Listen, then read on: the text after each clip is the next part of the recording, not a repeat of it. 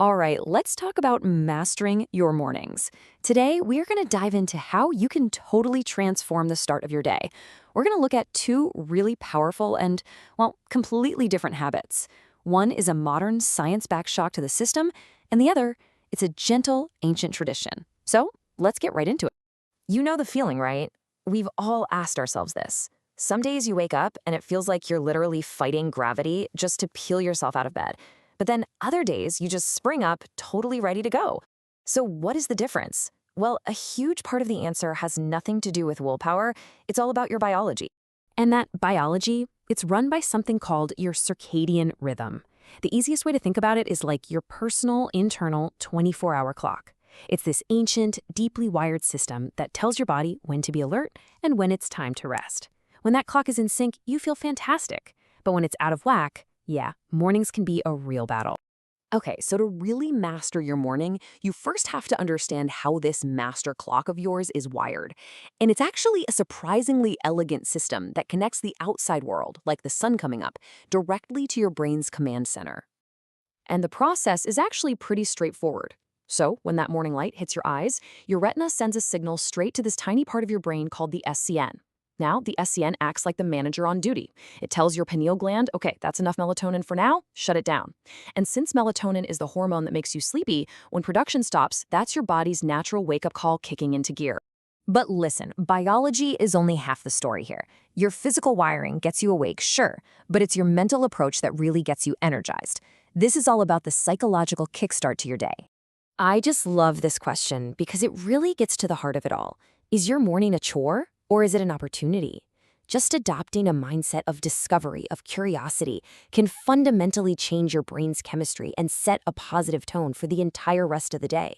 It really is the difference between dragging yourself to the starting line and eagerly anticipating the race ahead. So, how do we actively kickstart both our biology and our mindset? Well, let's look at our first method, a controlled shock to the system, and it's backed by some pretty fascinating neuroscience. So here's exactly what's going on during those, intense few seconds in a cold shower. That initial gasp, that shock, that's your body releasing a huge wave of noradrenaline, a neurotransmitter that dials up your focus and alertness. That intense feeling of being wide awake, that's your brain getting a literal rush of blood. And that final surge of energy, that comes from something called a hormetic stressor, which is basically a small, controlled challenge that, just like exercise, actually makes your brain stronger and more resilient over time. Now, if you're thinking about trying this, the most important thing is to do it safely. You do not need to jump into an ice bath tomorrow. Just start small. End your normal warm shower with just 30 to 60 seconds of cold. An even gentler way to start is to just submerge your face in a bowl of cold water. This actually triggers a reflex that gives you this feeling of calm alertness. But the key, no matter what, is to listen to your body and make it a gradual process. Okay, so a blast of icy water might not be everyone's idea of a good morning.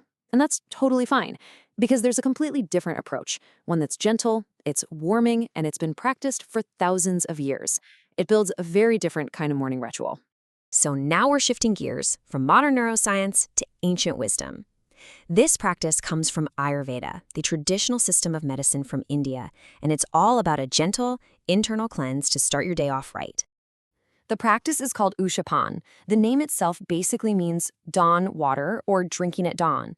And the idea is incredibly simple.